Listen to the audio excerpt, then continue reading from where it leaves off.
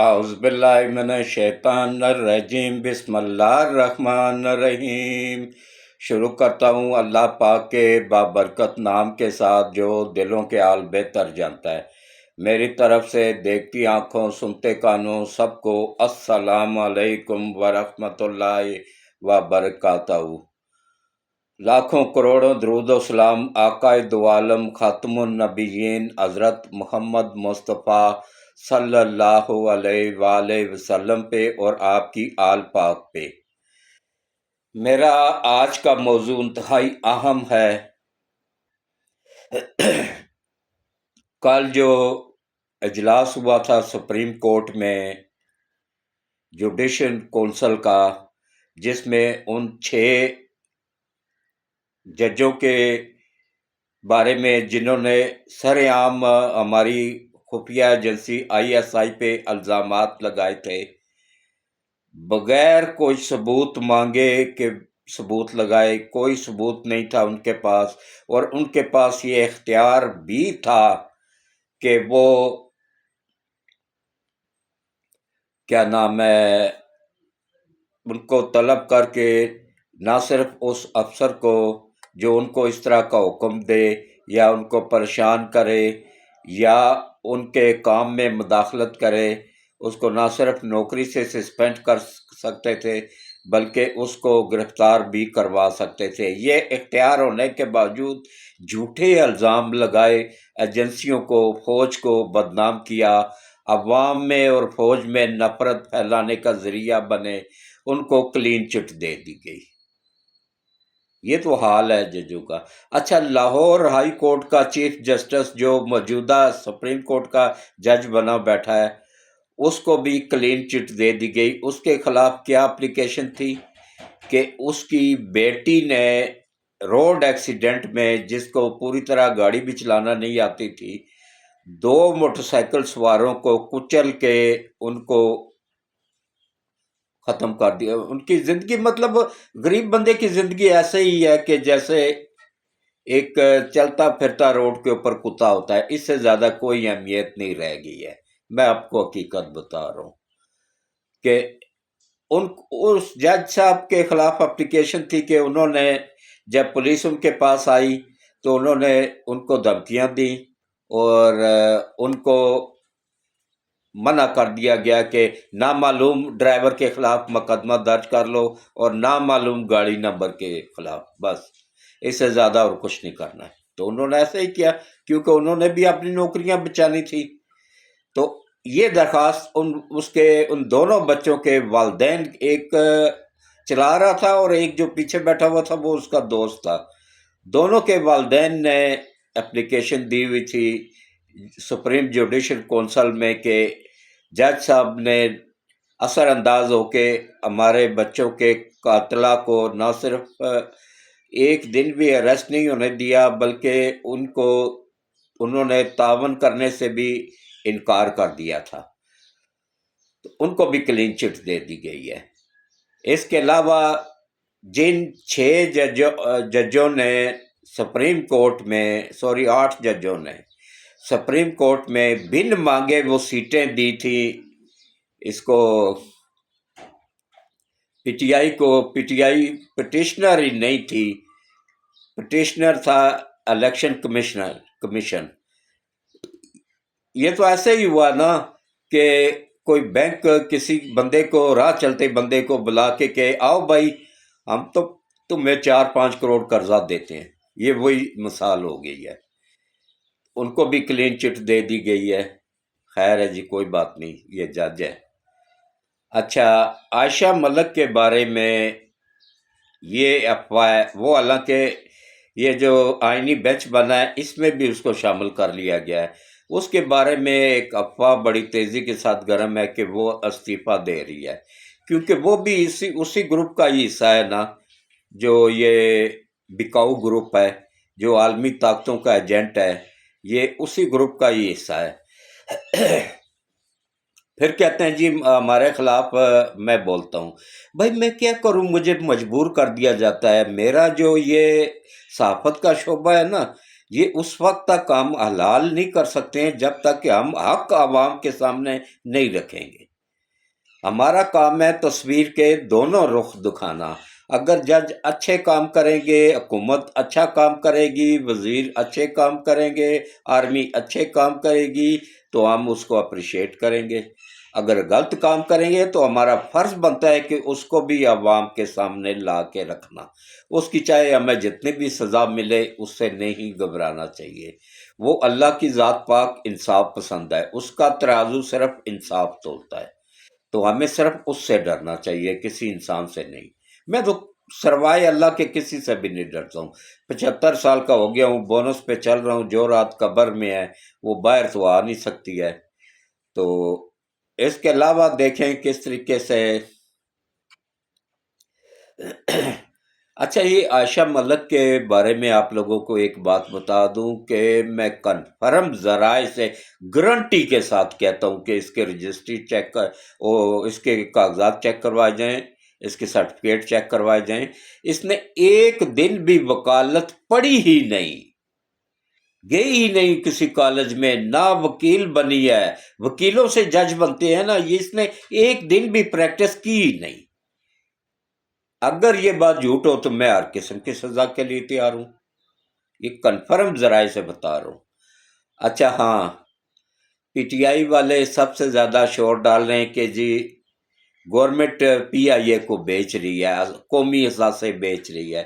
وہ اللہ کے بندو، تم لوگوں نے اپنی حکومت میں عمران نیازی کا ایک گورا دوست تھا، اس کی تھی اٹلانٹک ایئر لائن، جو کہ بالکل دیوالیہ ہونے کے قریب تھی۔ اس نے عمران نیازی کو آفر کی کہ بھائی تم پی آئی اے کو بند کروا دو کس طریقے سے، اور اس کے سارے روٹس مجھے دے دو، میری ایئر لائن ترقی کرے گی، پی آئی اے کا بیڑا غرق ہو جائے گا، اس میں سے جو منافع آئے گا وہ 50% میں لے لوں گا، 50% تیرے اکاؤنٹ میں ڈال دوں گا۔ اس نے کہا جی، عمران نے کہا میرے اکاؤنٹ میں نہ ڈالیے گا، یہ کنفرم ذرائع سے میں بتا رہا ہوں۔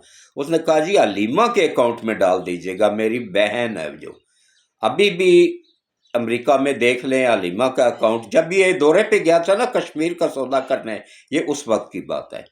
تو اس کے بعد واپس آ کے کیا ہوا، یہ جو غدار پاکستان ہے سرور خان، یہ جو ٹیکسلا کا ہے، جہاں سے عوام نے اس کو جوتے مار کے نکالا ہے، اس کو اس بری طرح شکست ہوئی کہ ایک آزاد مسلم لیگ نون کے آزاد امیدوار سے ہار گیا، جس کے پاس کو نشان ہی نہیں تھا اس کا پارٹی کا، اس سے یہ ہار گیا۔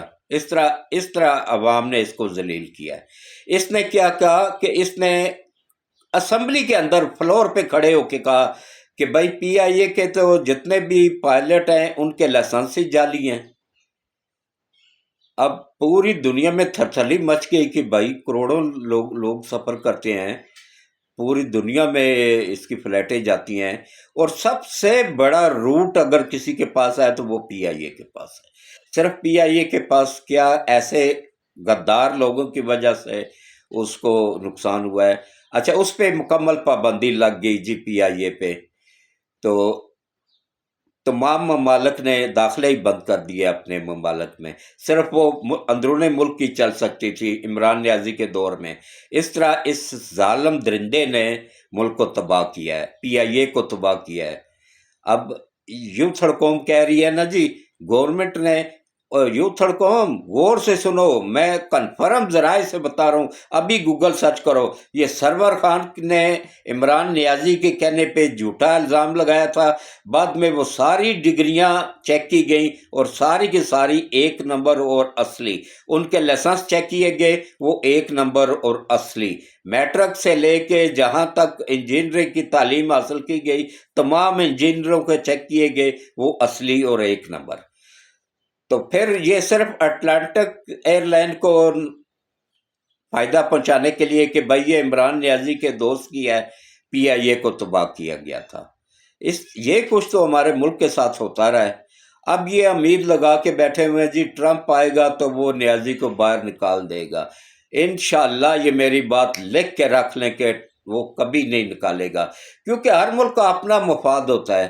اس کا وہ اپنا مفاد دیکھے گا، نیازی کا مفاد نہیں دیکھے گا۔ نیازی سے اس کو کیا مقصد ہے؟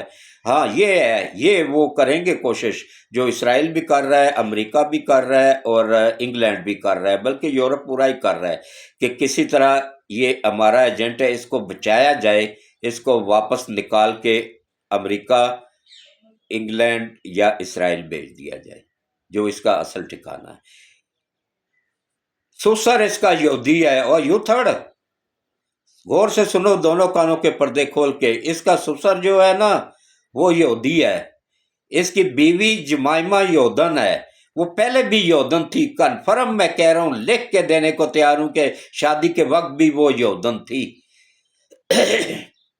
یہودی کبھی مسلمان نہیں ہوتے ہیں، کرسچن ہو جاتے ہیں، ہندو ہو جاتے ہیں، سکھ ہو جاتے ہیں، یہودی نہیں ہوتے ہیں۔ یہودی اگر ہوتے تو نبی پاک کے وقتوں میں نہ ہو جاتے، یہ اس وقت بھی شیطانیوں میں لگے ہوئے تھے، ان کے تنگ کرنے پہ بھی آپ نے ہجرت فرمائی تھی، مکہ سے مدینہ گئے تھے، وہ ان یہودیوں کے تنگ کرنے کی وجہ سے ہی۔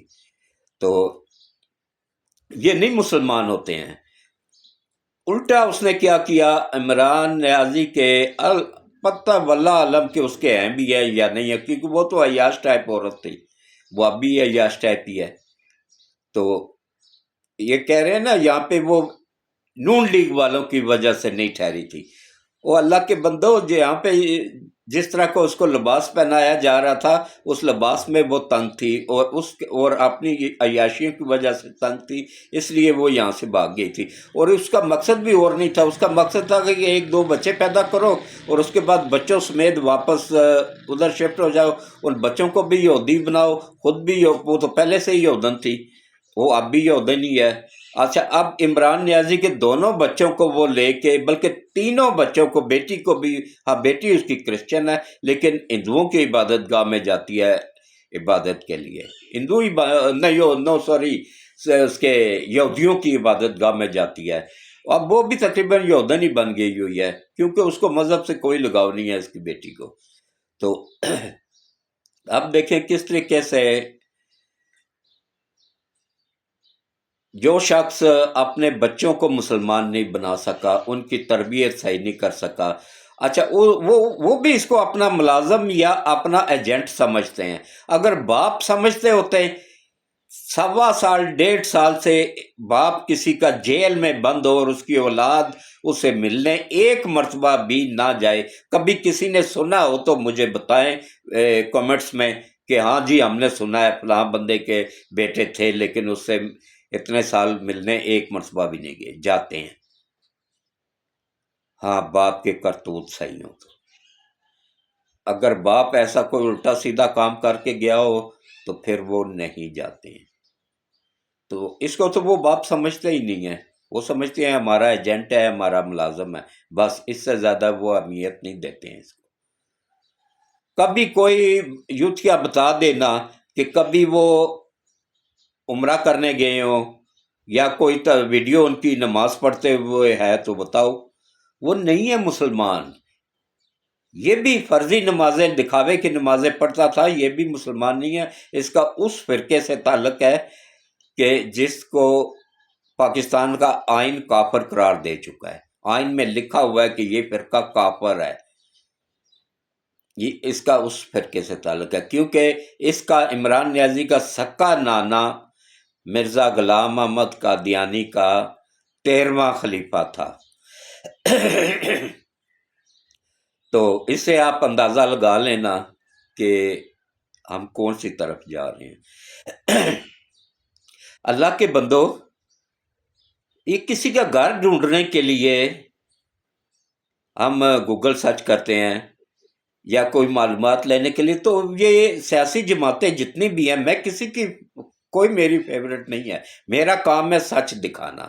ہر ایک جماعت کو ووٹ دینے کے، چاہے جس بھی پارٹی کو دو نا، پہلے اس کا سربراہ کا گوگل سرچ کرو کہ بھائی اس پارٹی نے الیکشن میں آنے سے پہلے اس کے کتنے اثاثے تھے، اس بندے کے کتنے اثاثے تھے، اور حکومت میں آنے کے بعد اس نے کتنا قرضہ لیا، کتنا قرضہ واپس کیا، یہ سب کچھ گوگل پہ موجود ہوتا ہے، آن لائن ہوتا ہے، اسٹیٹ بینک کا سارا ریکارڈ آن لائن ہے، چیک کر لیں۔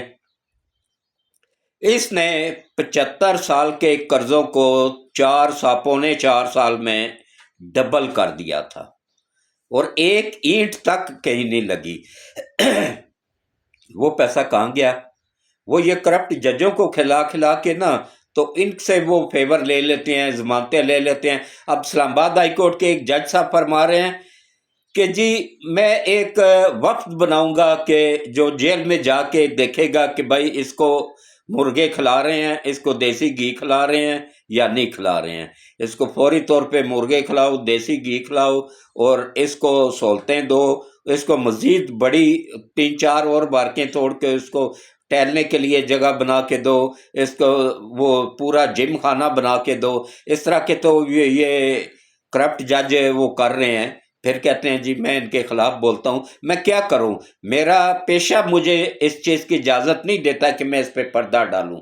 میرا کام ہے، میں ایک ایماندار صحافی ہوں، حق سچ دکھانا، حق سچ کی طرف عوام کو لے کے جانا، اور اس پہ میں چلتا رہوں گا چاہے میں زندہ رہوں یا نہ رہوں۔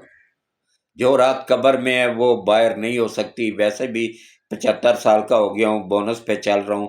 حق سچ دکھانا میرا فرض ہے، میرا کام ہے۔ اسی کے ساتھ ہی مجھے اجازت دیں، ہاں ایک بات چلتے چلتے بتا دوں کہ دیکھیں کتنی مشکلوں سے آدمی انگلینڈ جاتا ہے۔ ماں باپ قرضہ اٹھاتے ہیں، گھر کا سامان بیچتے ہیں، زمینیں بیچتے ہیں، اور باہر بھجواتے ہیں کہ بیٹا ہمارا جا کے باہر کام کرے گا۔ اب بیٹا وہاں جا کے شیعان علی بن جاتا ہے، اس کی ماں وہاں جا کے چکلا چلانا شروع کر دیتی ہے، اس کی بہن جا کے وہاں پہ چکلے میں بیٹھ جاتی ہے۔ حقیقت بتا رہا ہوں، 100% جھوٹ ہو میں سزا کے لیے تیار ہوں۔ یہ جتنی بھی عورتیں، تقریباً 13 کے قریب عورتیں ہیں، یہ سب وہاں پہ چکلے چلاتی تھی، 2 نمبر کام کرتی تھی، تو ان کو وہ دیہڑی پہ پی ٹی آئی والے لے آتے تھے۔ تو کیا فائدہ ہوا ہے کہ اگر وہ اپنی محنت مزدوری کرتی ہیں، حق لال پیچھے کما کے اپنے بچوں کو، اپنے رشتہ داروں کو، اپنے بوڑھے ماں باپ کو بھجواتی، تو وہ زیادہ بہتر نہیں تھا؟ اب ڈپورٹ ہو کے پاکستان آ رہا ہے، شیعان علی جب پاکستان آئے گا یقین جانیے یہ انسان کم اور جانور زیادہ ہے، ایک درندے سے زیادہ ہے، اس کی کوئی ویلیو نہیں ہے۔ یہ ایک درندہ ہے جس میں اخلاق نام کی کوئی چیز ہے ہی نہیں۔ آگے پھر یہ ہاتھ چڑھے گا نا ایف آئی اے کے اور ہماری ایجنسیوں کے، اس کو نانی یاد آ جائے گی، ایئرپورٹ سے اس کو نامعلوم مقام کی طرف لے جایا جائے گا۔ اور اس کے علاوہ تقریباً 13 عورتیں اور 26 کے قریب مرد ہیں جو کہ ڈپورٹ ہو کے آ رہے ہیں، اور اب وہ وہاں سے ویڈیوز بنا بنا کے بھیج رہے ہیں، نہیں جی ہم تو ڈبروٹی لینے گئے تھے، ہم تو وہاں سے گزر رہے تھے۔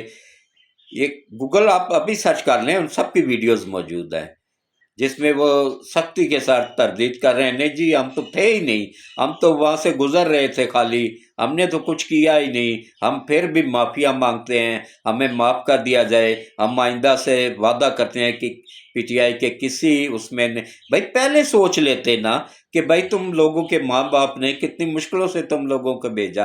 اچھا اس سے پہلے 5000 میں یوتھڑ جو ہے نا سعودیہ سے، اور تقریباً 7000 دبئی سے ڈپورٹ ہو کے پاکستان آ چکے ہیں۔ اور اس میں جو قاضی فائز عیسیٰ کے ساتھ جو کچھ ہوا ہے نا، اس کا سب سے بڑا ذمہ دار حمزہ شہباز ہے، نہ سوری شہباز شریف ہے۔ یہ شہباز شریف ہی تھا جس نے سعودیہ سے جا کے یوتھڑوں کو آزاد کروایا، اور انہوں نے بعد میں پھر ادھر جا کے تو ان کو ہی جوتے مارے بعد میں۔ بھائی یہ وہ قوم ہے جو سدھرنے والی ہے ہی نہیں، ان کے نصیب میں ہی سدھرنا نہیں ہے، تو کیا تیرا باپ بھی اس کو نہیں سدھار سکتا ہے؟ میں تو نہیں کسی سے ڈرتا ہوں، وزیر اعظم ہوگا تو اپنے گھر میں ہوگا، میرا کام ہے عوام کو حق سچ دکھانا۔ ان کو قوم یوتھڑ کو بگاڑنے میں سب سے زیادہ ہاتھ جو ہے نا یہ گورنمنٹ کی نرمی کا ہے۔ اب سختی کی ہے تو کیسے وہ منتیں کر رہے ہیں، کیسے وہ ویڈیوز بنا بنا کے بھیج رہے ہیں؟ یہ کچھ عرصہ پہلے کر لیتے تو قاضی فائز عیسیٰ جیسے عزت دار ایماندار جج کے ساتھ یہ نہ ہوتا، اس کی عزت جو چلی گئی ہے وہ واپس آ سکتی ہے۔ کس طریقے سے اس پہ وہ کیا گیا، پاکستان کے سرکاری ایمبیسی کی گاڑی کو کے ساتھ کیا کیا گیا، कितनी तोहिन वाली बात थी। अमला बैठा हुआ था उनके साथ, वो अकेले तो नहीं थे, उनकी वाइफ साथ थी, बूढ़ी है, बुजुर्ग औरत, और वो बुजुर्ग शहरी है पाकिस्तान का, उनके साथ ये असर हुआ है। और इसका मौजूदा गवर्नमेंट पूरी तरह जवाबदार है, क्योंकि इन्हीं की नरमी की वजह से वो इस हद तक तो फैले थे। जब नवाज शरीफ पे वो कर रहे थे उसी वक्त अगर सख्ती कर देते ना, लेकिन उस वक्त यूथड़ ने कहना था कि भाई ये इनकी हुकूमत है, ये अपने भाई के लिए ये कर रहे हैं। गवर्नमेंट भी इंतज़ार में थी, लेकिन ये जो इन पे नरमी की गई, वहाँ जाके छुड़वाया गया था ना, वो शहबाज शरीफ की सबसे बड़ी गलती थी, मान ले बस। इसके साथ ही मैं इजाज़त चाहूँगा। अल्लाह हाफिज़।